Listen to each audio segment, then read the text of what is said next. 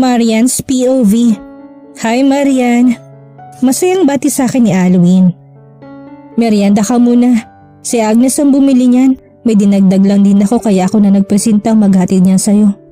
Sabay abot ng paper bag sa akin. Hindi kasi ako nakapagmerienda kasi sunod-sunod ang meeting ng boss ko. Salamat Halloween, nagabala pa talaga kayo. Pakisabi na rin kay Agnes, thanks. Miss ko na rin siya. Nakangiti kong saad kay Halloween. 4 kasi kami sabay magmerienda at mananghalian palagi. Si ako, si Agnes, Dexter at itong si Halloween. Naging malapit sa akin ang mga to, mababait sila sa akin.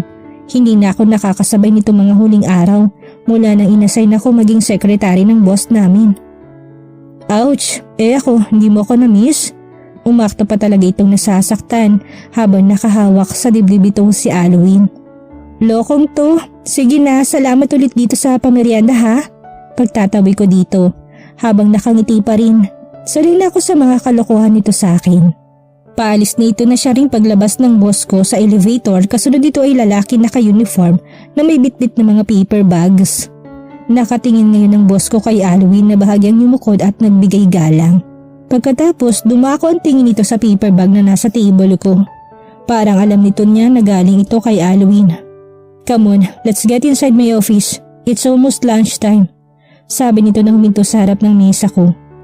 Bahagya pa itong tumingin sa kung anong laman ng paper bag na nasa mesa ko. Hindi man lang hinintay ang sagot ko, tumalikod agad papasok sa opisina niya. Kasunod nito yung delivery man. Wala akong choice kaya sumunod na lang. Pagkapasok ko, agad kong tinulungan ng delivery man. Nailapag ang bitbit nito at ako na rin ang naglabas ng mga pagkain na naman ito't naghanda sa table na may maliit na island counter dito sa loob ng office ni Rocco. Umalis ng delivery man. First time ko makasabay kumain ng boss ko kaya medyo naiilang ako. 2 lang kami ngayon dito sa loob ng opisina niya. Nagtataka ko't bakit bigla nitong naisipan ng ganito. May pakain sa opisina. Kumain na tayo. We've been busy this morning. We forgot to take a break. That's why I called for delivery to bring us food. Nabasa siguro ni Rocco naman ang isip ko. Na siya namang pagtunog ng tiyan ko. Hindi na may kakailang gutom na talaga ako. Napailing at bahagyang napangiti tuloy ang boss ko. Nagsimula na akong sumubo. Hindi ko na inindang hiya. Panay lang ang subo ko ng pagkain. Habang ngumunguya ako, napansin kong hindi pala ito kumakain at nakatitig lang sa akin. Nailan tuloy ako at humintong napatingin na rin sa kanya. Bakit hindi mo ginagalaw ang pagkain mo, sir? I love watching you eating. It's make me full then. Wika ni Rocco. Bahagi ako napatanga pagkasabi nito at unti-unti itong dumukwang at pinunasan ng daliri nitong gilid ng labi ko. Nahiya tuloy ako't panigurado, pulang-pula ngayon ang mukha ko. Hindi ko inaasahan ang gesture nito. Ay, I'm full na rin po sir. Akman na akong tatayo para iligpit ng pinagkainan ko. Ngunit bigla nitong sabi, Stop calling me po, and sir.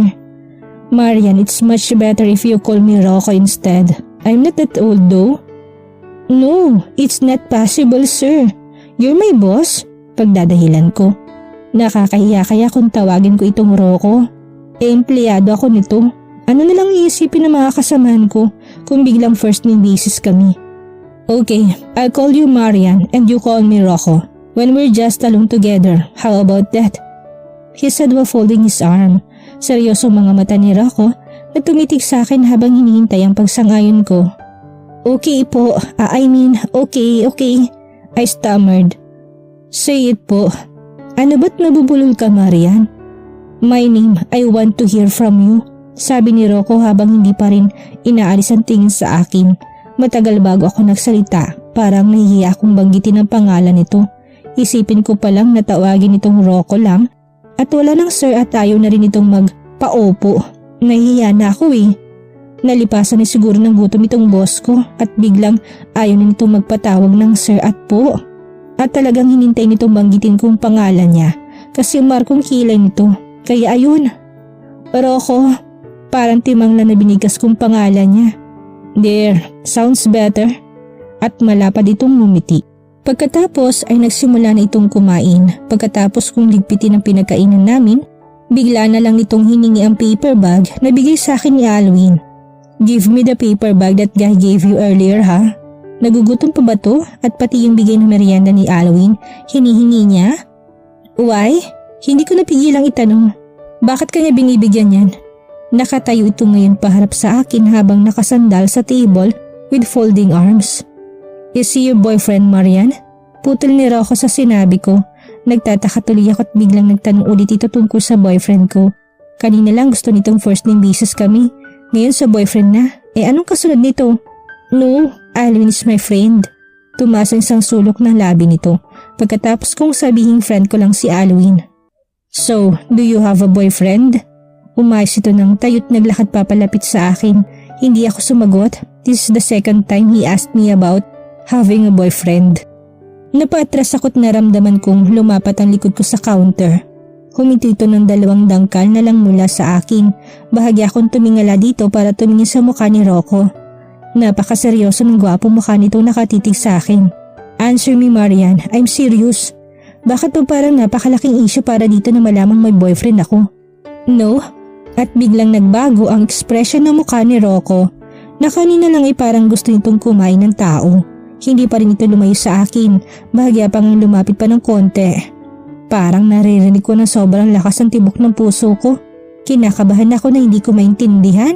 Itutulak ko sana to nang biglang tumaas ang kaliwang kamay nito at hinawi ni Rocco ang buhok ko at inipit sa likod ng tenga ko.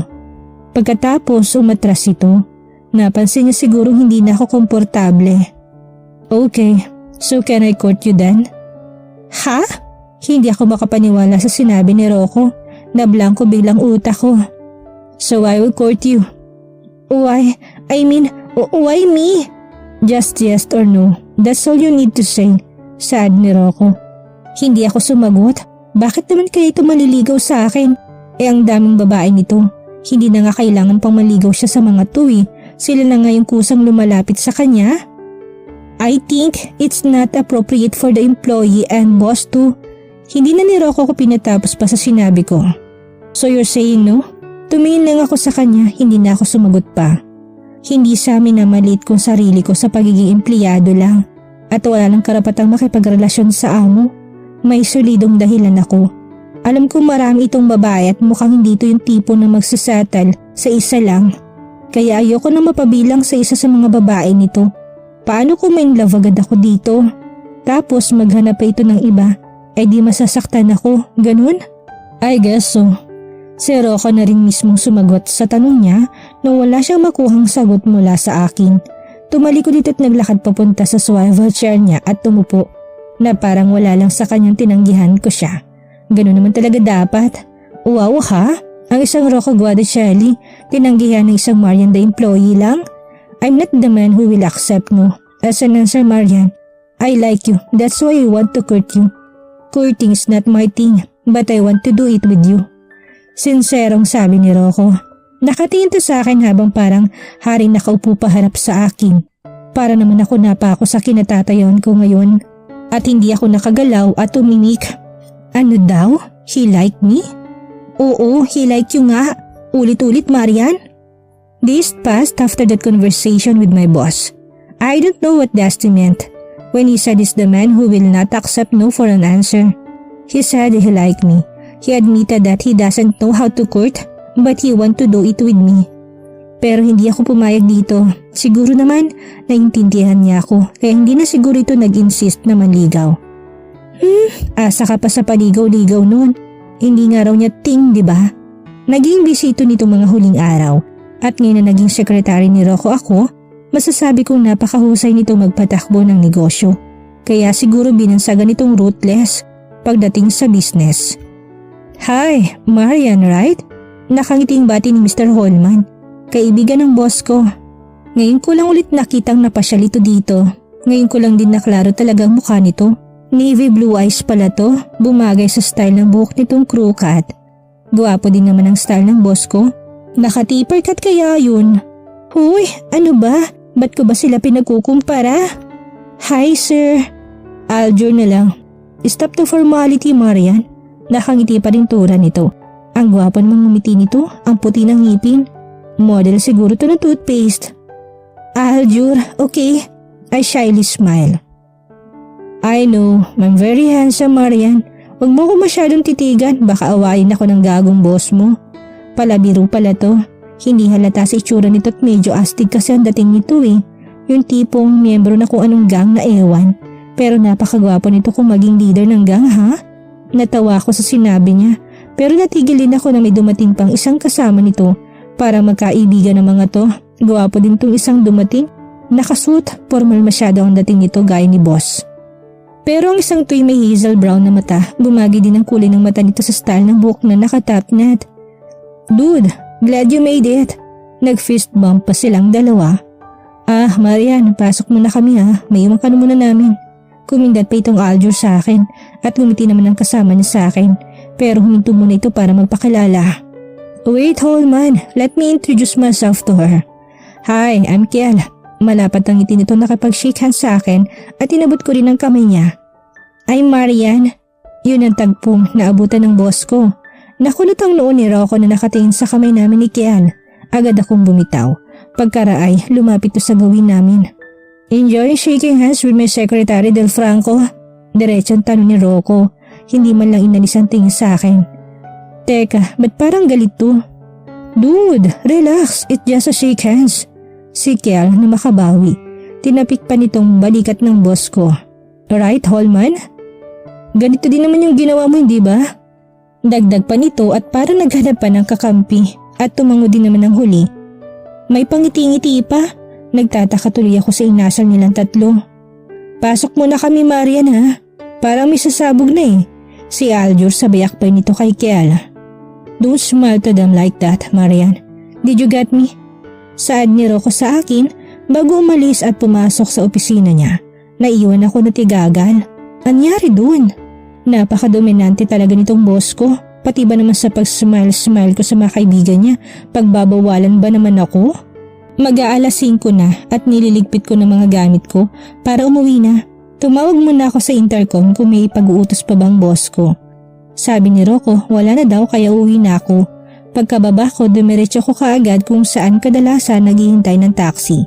May narinig akong bumibisina sa bandang likuran ko kaya napalingon ako dito. Kilala ko na kaagad ng sasakyan at ang may-ari nito, ang boss ko. I told you to wait, why you didn't listen? Pagalitan tono ng boses ni Rocco. Oo nga pala, sinabi nito kaninang hintayin ko daw siya sa baba nang tumawag ako kung wala na ba siyang ipag-uutos. Hindi ako sumunod kaya siguro medyo galit to. Magta-taxi na lang ako si Rocco. Get in. Sa matigas na boses na sabi nito. Aba, pati ba naman sa kung saan ko gustong sumakay, siyang masusunod? Asa na ba kasi mga taxi ngayon, pati ba naman taxi ayaw makisama? No, I'm fine here sir. I decline again. But he cut me off. You get in or I'll carry you myself to put you inside my car? Paghahamon ni Rocco. Talagang sinasagad ang pagiging mabait ko. Kung hindi ko lang boss to, bubulyawan ko na to eh. Hindi pwede tong ganito. Okay, sasakay na. Biglang pagsangayon ko, bumaba na nga si Rocco sa sasakyan at baka totohanin pa nitong buhatin ako. Paano kung may ibang makakita, ano na lang iisipin nila?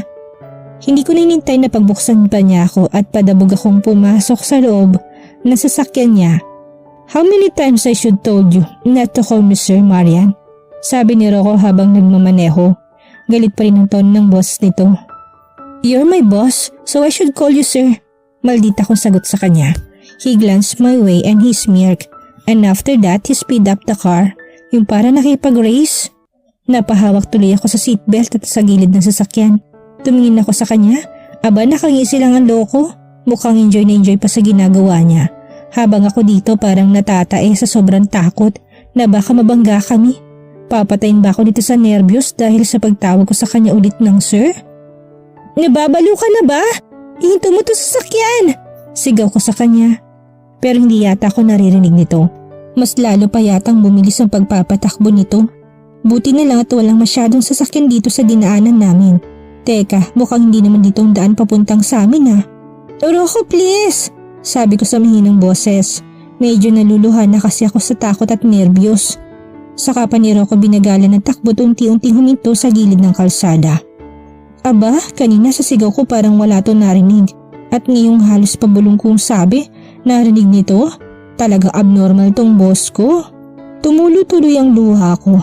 Napakawalang hiya nito. Hey, I'm sorry. Agad na sabi ni Rocco at biglang tinanggal ang seatbelt ko at niyakap ako. Pero tinula ko siya at sinigawan to. Baliw ka ba? Ano ba't ginawa mo yon? Papatayin mo ba ako? Hey, I said I'm sorry.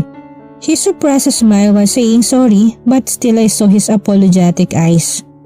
Umusok ng ilong ko sa galit at eto, pa-smile-smile lang. Tumulo pa ang luha ko sa takot. Okay, let's get you home. At pinandar na nga ni Rocco ang sasakyan nang makarating na kami sa tapat ng bahay namin. Teka, paano niya nalaman ditong bahay namin? Nagtaka ko pero hindi ko na siya tinanong pa. Agad akong bumaba ng sasakyan niya, napatingin ako sa paligid. Ayun, mga marites nagsilabasan. Don't you let me in, Marian? Nagbaba ito ng salamin ng sasakyan niya habang nagsasalita. Huminto ako at nilingon ko siya. Ngayon nagpapaawang mga mata nito. Hindi, salamat sa paghatid. Sabi ko lang naman ito kasi narinig ko nagbubulong-bulungan ng mga marites naming kapitbahay. Okay, maybe next time. Sabi ni Rocco at kumindat pa talaga ang gago. Saka pinandar ang sasakyan niya at umalis na. Next time? Next time mo mukha mo? Asa ka pang sasakay pa ako ulit dyan sa Tesla mo. Hindi naman talaga masama ugali ko. Tinuruan ako ng mabuting asal ng tita ko. Kaya lang, ginalit niya ako eh. Kinabukasan, hindi ako agad nakapasok ng maaga. Nagkagulo ulit sa pwesto kung saan nandoon ang tiyangge ng tita Belinda ko.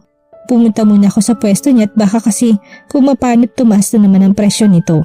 Malungkot ang mga matang pinagtatanggal nila ni Meme ang mga paninda niya ng mga dry goods at alam kong labag sa kalooban niya ang ginagawa nila ngayon ni Meme. Malaki ang nitutulong ng muting kinikita niya dito. Noong nag-aaral pa ako, itong kinabubuhay namin mula nang iniwan ako ng mga magulang ko sa kanya. Naalala ko pang ginagawa niya ako model sa mga dresses na Belle ng ukay-ukay niya at ako naman na nagpo-post nito sa social media. Nakakatulong din naman kahit papano ang idea na yun.